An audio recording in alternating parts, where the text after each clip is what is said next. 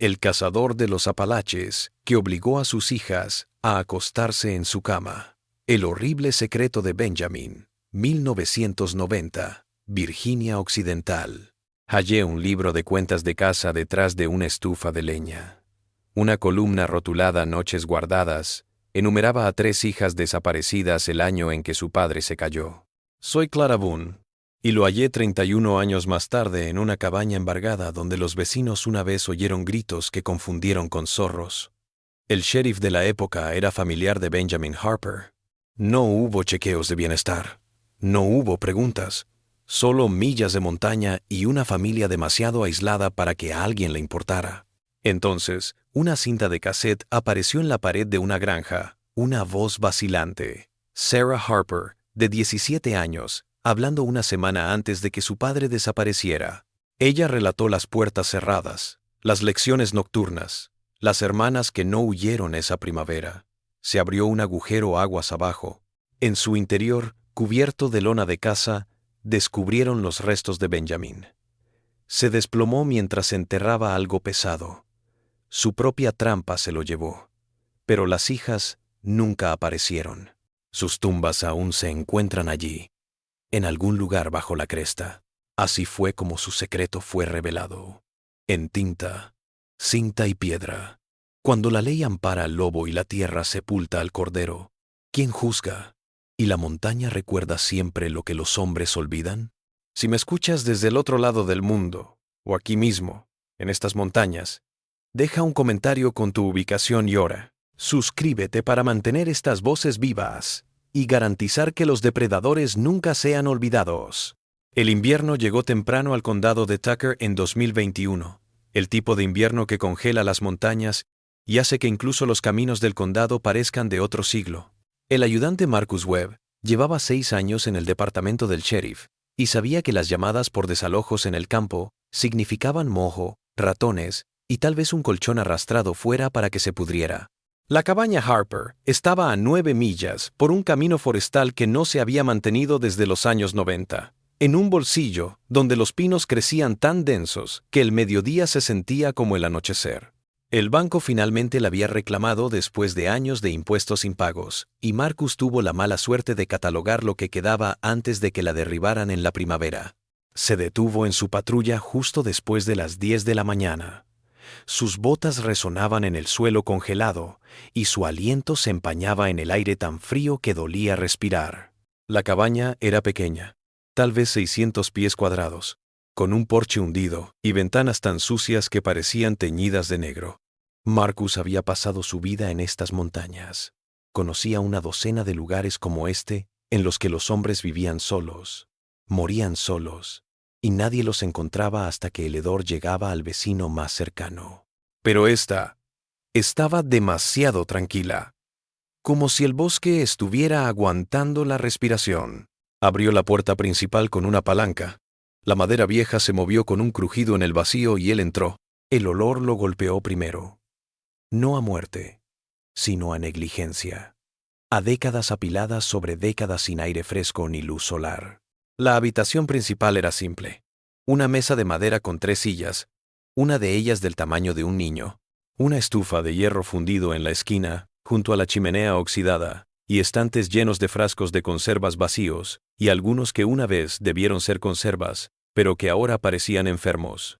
Marcus sacó su teléfono para tomar fotografías para el informe, el haz de su linterna abriéndose paso en la oscuridad, y fue entonces cuando notó la decoloración en el suelo cerca de la estufa. Las tablas estaban más limpias que el resto, como si alguien las hubiera levantado y sustituido no hace mucho, hace una década, menos. Marcus se arrodilló, metió los dedos en el agujero y soltó una. Debajo, envuelta en un harapo aceitoso, había una caja metálica cerrada con llave, del tamaño de una caja de zapatos, cubierta de óxido pero intacta. La arrastró fuera, la colocó sobre el capó de su coche patrulla y abrió el oxidado cerrojo con su palanca. Allí había Polaroids, tal vez 20, desvanecidas y dobladas en las esquinas. 3 niñas, de no más de 6 a 14 años, de pie frente a esa misma cabaña, con vestidos caseros y expresiones aterradas. No había sonrisa, no había brillo en sus ojos, solo quietud.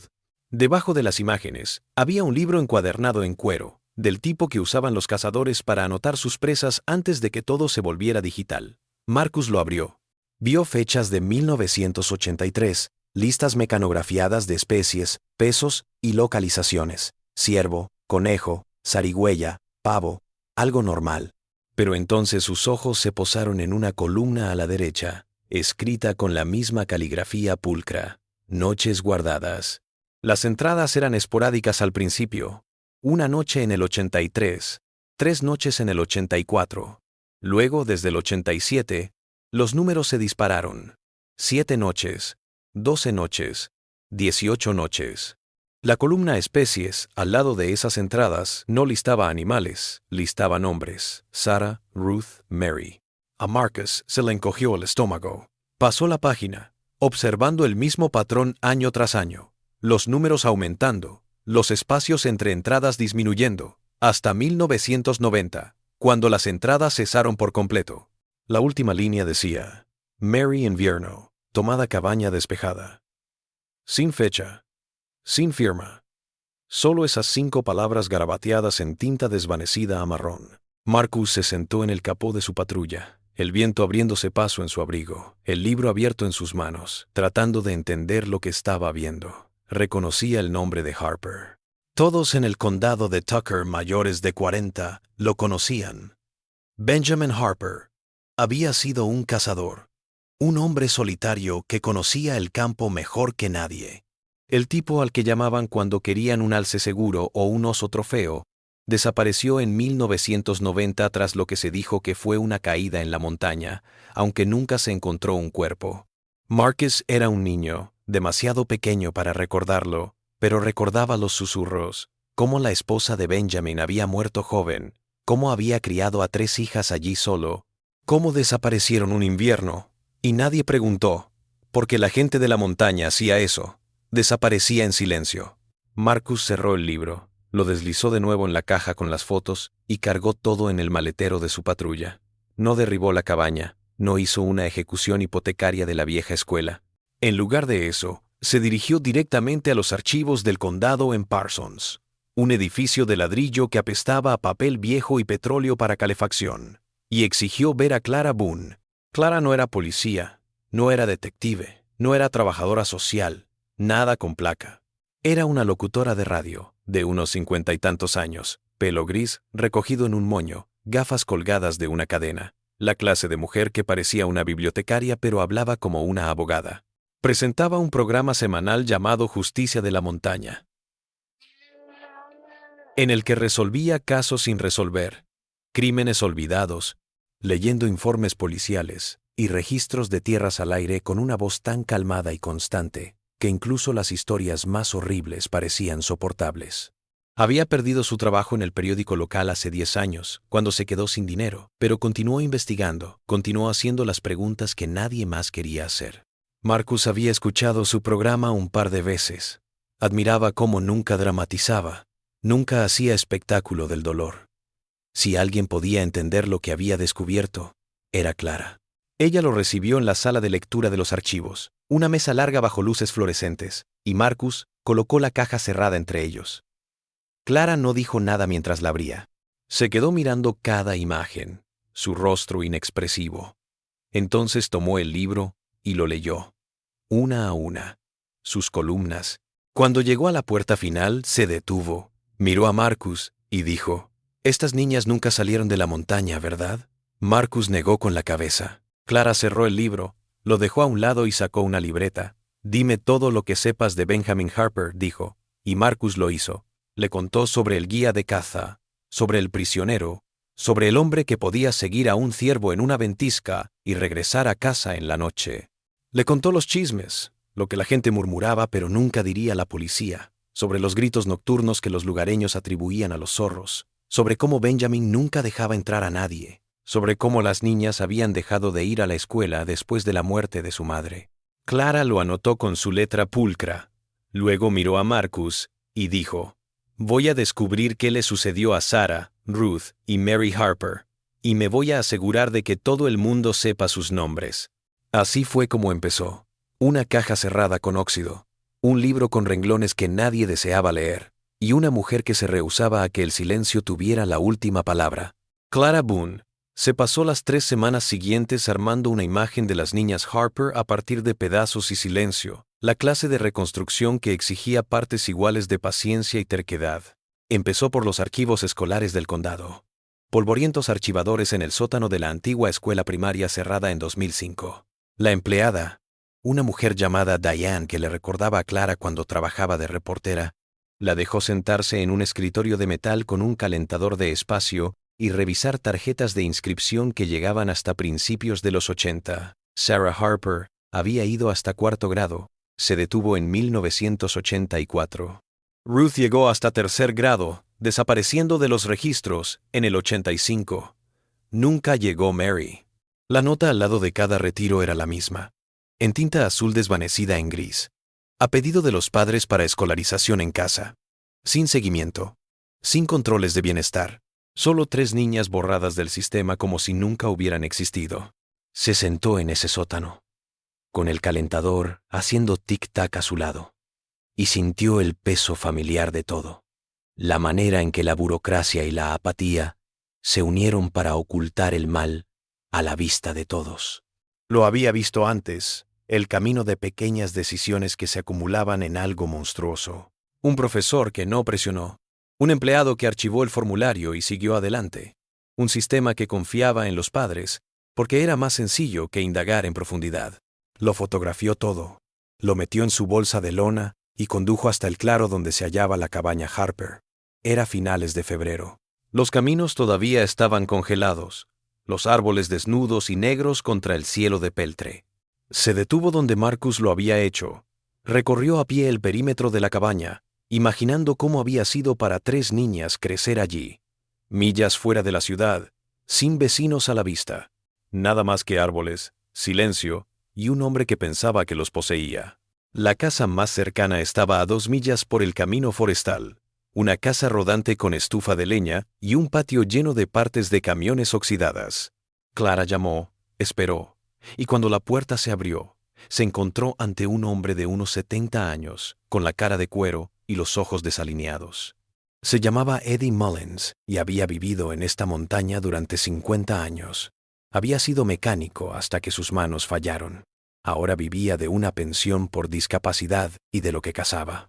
Apareció Clara, dijo que estaba investigando a los Harper, y la cara de Eddie se cerró. Dijo que no sabía nada, que Benjamin se quedaba para sí mismo, que lo que sucedía en esa cabaña no era de su incumbencia. Pero Clara había estado en esto lo suficiente como para conocer la diferencia entre la ignorancia y la culpa. Ella se quedó en su porche, el viento tirando de su abrigo. Encontré un libro, encontré fotos. Sé lo que les hizo a esas niñas, y sé que alguien debió haber escuchado algo. Eddie la observó entonces. De verdad la observó, y vio el peso en sus ojos, el tipo que se acumula por guardar un secreto demasiado tiempo. La hizo entrar. La sentó en una mesa de cocina, llena de círculos de café y periódicos viejos, y le contó lo que recordaba. Cómo Benjamin pasaba por aquí a veces, en los años 80, para que le arreglara su camión o le prestara herramientas. Cómo nunca hablaba Benjamín de las niñas, más que para decir que estaban siendo criadas correctamente, aprendiendo a cazar, despellejar y sobrevivir como siempre lo había hecho la gente de la montaña. Cómo Eddie había pasado por la cabaña una noche a fines del verano del 89 y había escuchado gritos, agudos, desesperados, que te hielan la sangre. Había frenado, casi se detuvo, pero luego había visto a Benjamin de pie en el porche con un rifle cruzado sobre el pecho, solo de pie en la oscuridad, y Eddie había seguido conduciendo. Se dijo a sí mismo que era disciplina, que los padres de la montaña eran severos y que así era. Se dijo a sí mismo que no era asunto suyo. Se dijo de todo, nada lo ayudó a dormir. Clara escuchó en silencio, su cuaderno abierto pero su pluma inmóvil, mientras Eddie lo liberaba. Cuando terminó le preguntó si alguna vez había visto a las niñas de cerca. Eddie asintió. Dijo que una vez, quizás en el 87 u 88, Benjamin había traído a la mayor, Sarah, para que le ayudara a cargar unas cosas. Ella tendría unos 13 o 14 años, delgada como un clavo, con el pelo oscuro recogido y una manera de estar de pie que la hacía parecer más pequeña de lo que era. Eddie le había hablado, le había preguntado su nombre, le había preguntado si le gustaba vivir en la montaña. Ella miró a su padre antes de responder. Su voz era tan suave que Eddie tuvo que inclinarse para escuchar. Dijo que le gustaba el bosque, que le gustaba el silencio, pero sus ojos, dijo Eddie, sus ojos eran como los de alguien que había dejado de esperar que lo rescataran. Clara preguntó si había algo más que recordara, algo que le hubiera quedado grabado. Eddie se quedó callado un rato, y luego dijo que Benjamin le había pagado una vez para que le ayudara a arrastrar algo pesado desde la cabaña hasta el viejo pozo de la propiedad. Era invierno, de noche, y la cosa estaba cubierta de lona y amarrada con cuerda. Eddie había supuesto que era la piel de un cerdo, que Benjamin había matado y necesitaba tirar, y no había preguntado. Lo habían bajado juntos por el pozo, y Benjamin le había pagado en efectivo y le había dicho que lo olvidara. Eddie dijo que intentó olvidarlo durante 30 años, y no pudo. Clara emergió del remolque de Eddie con más de lo que había entrado. Condujo de regreso a la ciudad y pasó la semana siguiente peinando archivos. Localizó el título de propiedad de la tierra Harper. Observó que el viejo pozo había sido sellado con cemento en 1994 como medida de seguridad, cuando el condado trató de vender el terreno. Encontró actas de una iglesia bautista a 10 millas al sur. Había muerto la esposa de Benjamin, Anna Harper, en 1982 de neumonía. La lista de asistentes al funeral no incluía niños.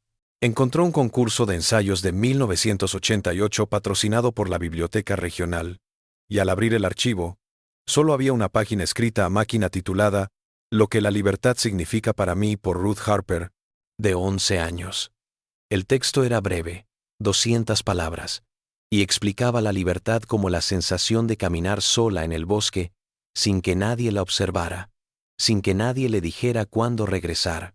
La escritura en el formulario de inscripción coincidía con los márgenes del libro, los mismos rizos cuidadosos, las mismas letras inclinadas. Clara lo copió, lo añadió a su creciente archivo, y vio que Ruth había quedado en tercer lugar, pero nunca fue a recoger su cinta. Regresó a los anuarios escolares, verificó las fechas y elaboró una línea de tiempo. Sarah, 74, Ruth, 77, Mary, 80. Su madre murió cuando Mary tenía 2 años. Las niñas criadas en casa, aisladas, invisibles para todos, excepto para su padre. Y entonces, en 1990, nada. Ni actas de defunción, ni denuncias de desaparecidos, ni dirección de reenvío. Solo un libro a medias y un hombre perdido en la montaña. Se sentó en su pequeño departamento sobre la ferretería, rodeada de archivos, fotografías, notas, y sintió la familiar combinación de rabia y tristeza que acompañaba a este trabajo. Pensó en Sarah, Ruth y Mary, en la infancia que deberían haber tenido, en la vida que les robaron. Pensó en el sistema que los abandonó, en los vecinos que escucharon y no intervinieron, en la justicia que nunca llegó. Y se hizo una promesa, la misma que hacía siempre. Diría sus nombres, contaría su historia, rompería el silencio que las enterró, sin importar cuánto tiempo tomara. Pero la documentación no bastaría. 30 años, no sin cadáveres, no sin testigos dispuestos a hablar en acta. Tenía que caminar por la tierra ella misma. Tenía que ver lo que había visto Benjamin. Tenía que entender cómo un hombre podía hacer desaparecer a 3 hijas y hacer que todo un condado mirara hacia otro lado. Así que a principios de marzo, cuando la nieve finalmente se derritió lo suficiente como para que los caminos forestales fueran transitables, llenó su camioneta con un termo de café, su grabadora y un mapa topográfico marcado con cada línea de propiedad y punto de referencia que había descubierto en los registros del condado. Condujo hasta la cabaña Harper al amanecer. Aparcó en el claro y recorrió el perímetro a pie, con el tipo de diligencia metódica que había aprendido en años de trabajo de investigación. La cabaña estaba en una cuenca natural, rodeada de crestas por 3 lados, con un solo camino de acceso. Desde el porche se veía venir a cualquiera desde media milla de distancia. Era un castillo disfrazado de pobreza, un lugar de control. Detrás de la cabaña, a lo mejor a 50 metros entre los árboles, Clara halló el pozo. Estaba justo donde el mapa de la propiedad indicaba que estaría. Una estructura circular de piedra de 4 pies de ancho, con su boca sellada con una tapa de cemento agrietada por el tiempo y el clima. Se agachó a su lado, rozó los bordes con los dedos, e intentó visualizar lo que Eddie Mullins había ayudado a descender allí en el invierno del 89/90. El pozo era profundo, al menos 30 pies, a juzgar por el eco cuando dejó caer un guijarro por una de las grietas, y el sonido al fondo volvió hueco y lejano. Clara se quedó allí un rato, la luz de la mañana filtrándose entre las ramas desnudas, y sintió el peso de lo que era ese lugar. No solo una escena del crimen, sino una tumba que nadie se había molestado en desenterrar. Se pasó el resto del día llamando a puertas. Las pocas puertas que había en esta parte del condado. La mayoría de la gente se negaba a hablar, ya fuera porque no se acordaban de los Harper, o porque se acordaban demasiado y habían pasado 30 años intentando olvidar. Pero había algo en la manera de ser de Clara que hacía que el rechazo pareciera complicidad, una insistencia silenciosa de que la verdad importaba, conveniente o no. Al caer la tarde, había reunido una colección de relatos, piezas inconexas, pero que insinuaban un patrón. Una mujer llamada Judith, que había trabajado en la oficina de correos en los años 80, se acordaba de Benjamin recogiendo paquetes, siempre solo, siempre en efectivo. Dijo que compraba ropa por catálogo, tallas que aumentaban cada año, pero nunca vio a las niñas. Un hombre llamado Harold, que había cazado en estos bosques durante 40 años, dijo que una vez había visto a Benjamin en el 88 y que Benjamin le había dicho que se alejara de su tierra. Lo había dejado claro en la manera en que empuñaba su rifle. La invasión no sería permitida. Harold dijo que había algo en los ojos de Benjamin ese día, algo gélido y posesivo, como un lobo acechando a su presa. Su última parada fue la oficina del secretario del condado en Parsons, donde solicitó ver los archivos de casos de 1990, cualquier cosa relacionada con Benjamin Harper o informes de personas desaparecidas. El secretario, un hombre de mediana edad con el aire fatigado de alguien que había pasado demasiado tiempo trabajando para el gobierno, le dijo que no tenía informes de personas desaparecidas para las niñas Harper. ¿Por qué no?, preguntó Clara. Y el secretario se encogió de hombros. Dijo que si nadie denunciaba, no había caso que abrir. ¿Quién era el sheriff en el año 1990?, preguntó Clara, y el secretario vaciló antes de responder. Se llamaba Amos Clene y había estado en el servicio desde el 86 hasta el 98. Murió de un ataque al corazón en 2003. ¿Está Clene emparentado con Benjamin Harper?, preguntó Clara. El secretario se movió inquieto. Dijo que eran primos maternos, que era una cosa común en estas tierras que las familias estuvieran emparentadas de 6 maneras distintas. Clara asintió. Dio las gracias al secretario y salió a la tarde gélida de marzo con la punzada familiar de rabia al darse cuenta de lo bien que los poderosos cuidaban de los suyos. Volvió a su departamento, extendió sus apuntes sobre la mesa de la cocina y empezó a escribir un libreto para su programa de radio. Pero antes de que pudiera terminar, su teléfono sonó. Era Marcus Webb, el asistente que había descubierto la caja cerrada, y parecía sorprendido. Dijo que un equipo de reformas que trabajaba en una antigua granja a 5 millas de la cabaña Harper había descubierto algo en las paredes, algo que Clara necesitaba oír. Se encontró con él en la propiedad 1 hora más tarde, el sol hundiéndose tras las colinas, arrojando sombras sobre el patio. La granja era una casa de tablillas de 2 pisos que había estado abandonada durante años, recién comprada por una pareja fuera del estado que planeaba restaurarla como alquiler vacacional. Habían estado arrancando yeso viejo en uno de los dormitorios de arriba, cuando descubrieron una cinta de cassette escondida entre los postes, envuelta en una bolsa de plástico de supermercado para mantenerla seca. La cinta estaba rotulada con una letra pulcra: Sara Confesión. Marcus la había escuchado una vez, sentada en su coche patrulla con la calefacción encendida, y le dijo a Clara que no podía escucharla de nuevo, no sin alguien más presente para escucharlo. Se sentaron en la camioneta de Clara con la luz interior encendida, y Clara deslizó la cinta en un viejo reproductor portátil que guardaba para realizar entrevistas. El sonido era malo, entrecortado por silbidos y estática, pero la voz era inconfundible, joven, vacilante, cautelosa. Inició como si la niña estuviera hablando con alguien en particular, un maestro, una trabajadora social. Me llamo Sarah Harper. Tengo 17 años. Es el 12 de abril de 1990.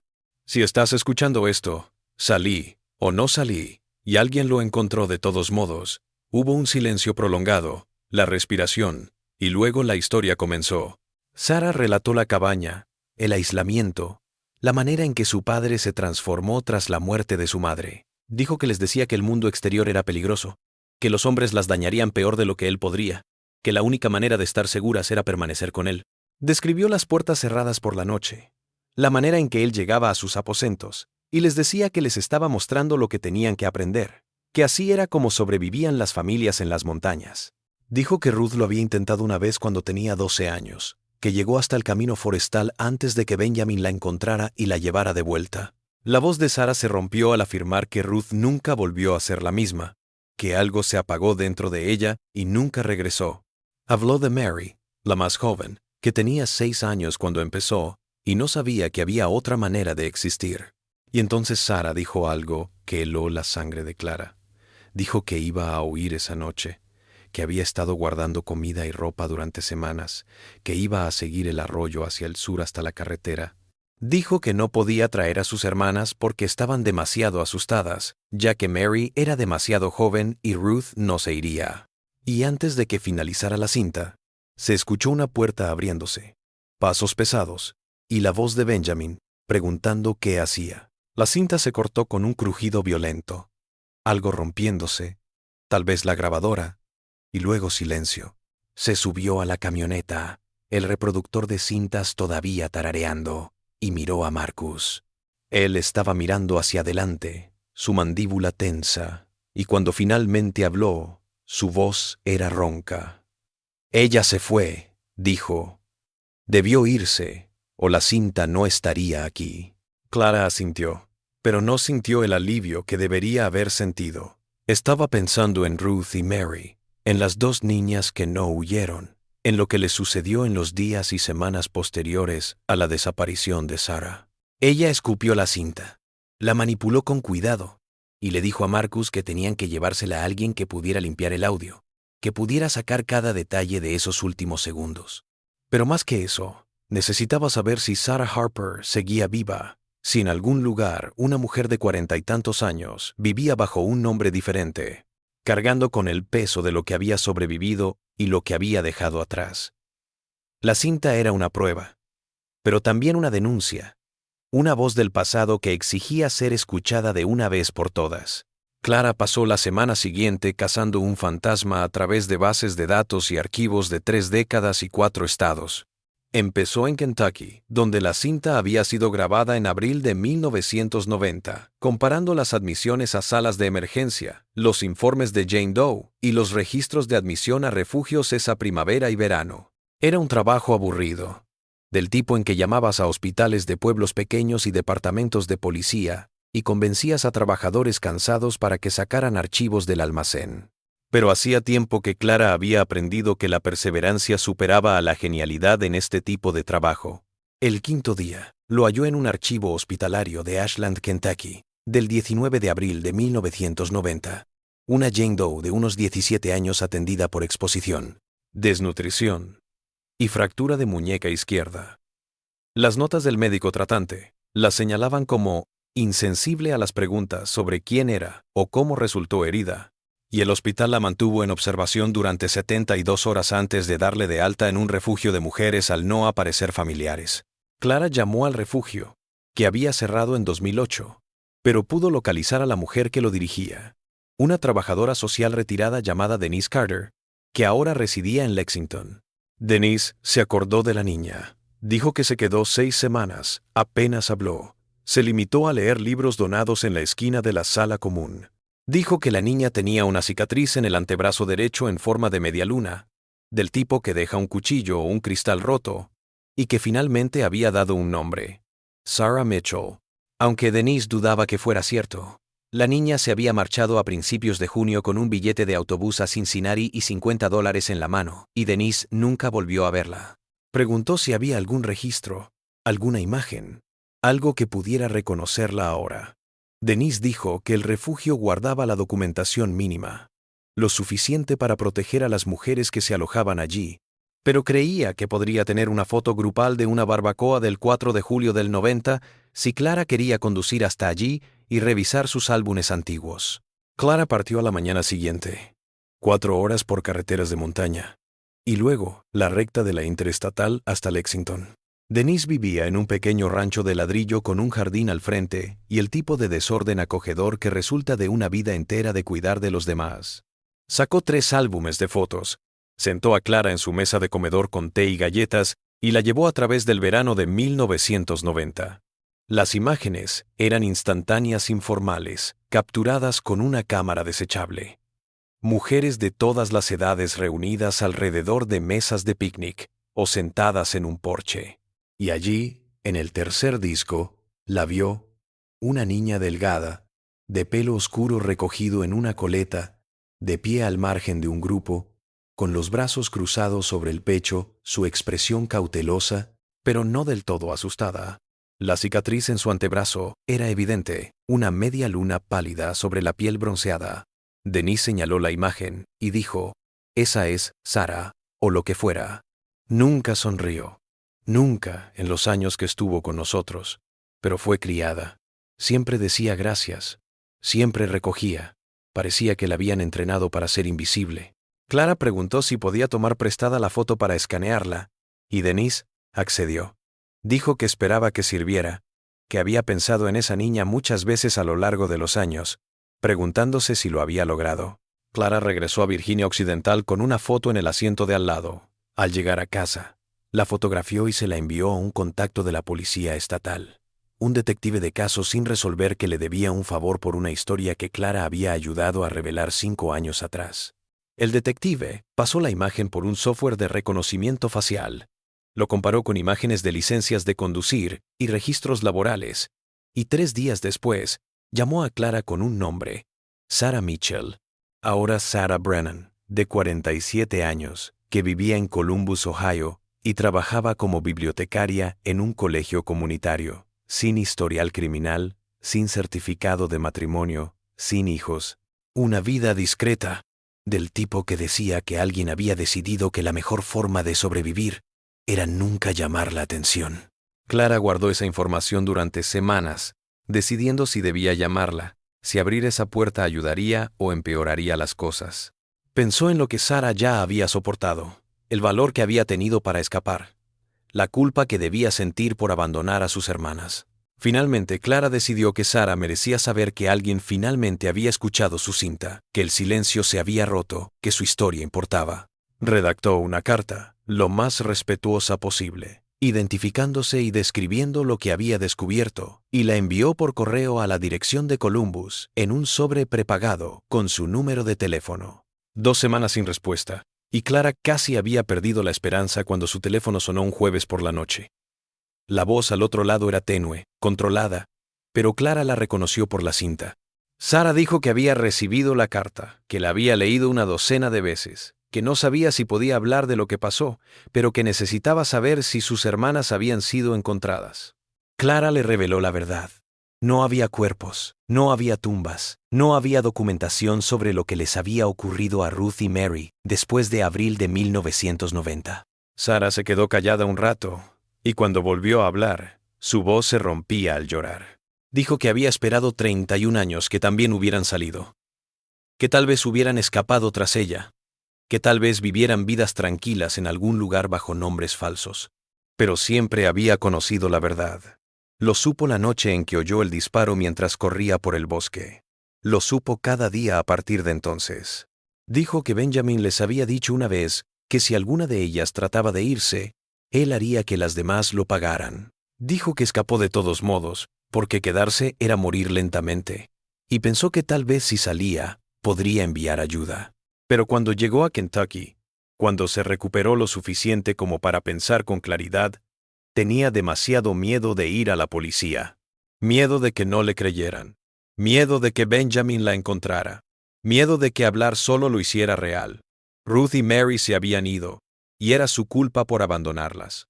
Clara escuchó en silencio. Dejó que Sarah lo liberara todo, y cuando terminó, le contó a Sarah lo que había descubierto sobre Benjamin, sobre el libro, sobre el pozo, sobre la conexión del sheriff Clene con la familia, y sobre cómo el sistema les había fallado a las 3 mucho antes de que Sarah huyera.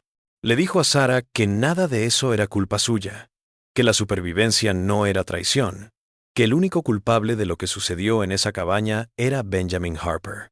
Sarah se echó a llorar. Lloró de verdad, y Clara se quedó al teléfono, dejando que el silencio hablara por ellas. Cuando Sarah finalmente se calmó, dijo que declararía si era necesario. Dijo que hablaría, que le diría al mundo que Ruth y Mary existieron, que importaban, que merecían algo mejor que morir en una tumba sin nombre en una montaña a la que nadie le importaba. Clara le juró que así sería, que sus nombres serían gritados, que la justicia tardaría, pero llegaría. Tras colgar, Clara se sentó en su cocina oscura, el peso de la llamada presionándola como una carga. Pensó en la cinta, en la voz de Sarah de 17 años. Dijo que ningún hombre lo vería, pero la montaña ve. Y Clara se dio cuenta de que Sarah tenía razón. La montaña había observado, la montaña había preservado, y ahora la montaña entregaba a sus muertos. La primavera llegó tarde al condado de Tucker en 2021.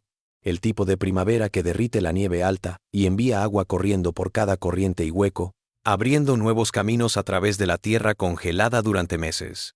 Clara había reunido todo lo que había descubierto en un solo archivo, lo suficientemente grueso como para necesitar 2 bandas elásticas para mantenerlo unido, y había proporcionado copias a la policía estatal, al fiscal del condado y a la oficina de campo del FBI en Charleston. También había grabado una emisión especial para su programa de radio, 2 horas que destaparían todo el caso, con extractos del libro, testimonios de Eddie Mullins y Sarah Brennan, y una cronología de cómo Benjamin Harper había maltratado a sus hijas durante casi una década, mientras la policía se quedaba mirando. La emisión estaba prevista para el 12 de abril, el 31 pues que aniversario del día en que Sarah había grabado su confesión y había huido para salvar su vida. Pero 3 días antes de que se emitiera, Clara recibió una llamada de un cazador llamado Tom Vickers, que había estado siguiendo a un ciervo herido en el bosque río abajo de la antigua propiedad de Harper. Tom dijo que había estado siguiendo un rastro de caza cuando el suelo se abrió debajo de él. No del todo, pero lo suficiente como para que tuviera que sujetarse a la raíz de un árbol para no caer en lo que parecía un hoyo que se había abierto tras el deshielo de primavera. Había iluminado el agujero con su linterna y había visto algo que lo hizo correr y llamar al sheriff de inmediato. Lona. Lona de casa vieja, del tipo que se había utilizado durante años antes de que el nailón se pusiera de moda, envuelta alrededor de algo grande y atada con una cuerda que se había podrido en su mayor parte. El sheriff mandó un equipo de rescate esa tarde, y para la noche habían desenterrado lo que Tom había descubierto. Eran restos humanos. O lo que quedaba de ellos, después de 31 años bajo tierra en suelo húmedo, de piedra caliza. Los huesos todavía estaban parcialmente cubiertos por la lona, que tenía una etiqueta con un nombre cosida en una esquina, B. Harper. El equipo forense determinó que el esqueleto estaba completo, a excepción de un trauma severo en la pierna y pelvis izquierdas, consistente con una caída desde altura, y que la forma en que se encontraron los restos indicaba que la persona estaba viva cuando cayó y probablemente quedó atrapada e incapaz de escapar. Clara condujo hasta allí la mañana siguiente con Marcus Webb y se detuvieron al borde del agujero mientras la policía forense trabajaba debajo. El hoyo tenía tal vez 15 pies de profundidad y el doble de ancho, cubierto de maleza hasta que la escorrentía de primavera había socavado la tierra y la había hecho derrumbarse. Por la forma en que había caído, parecía que había estado caminando por lo que una vez fue una cresta angosta entre el arroyo y un afloramiento de piedra caliza, cuando el suelo se derrumbó debajo de él.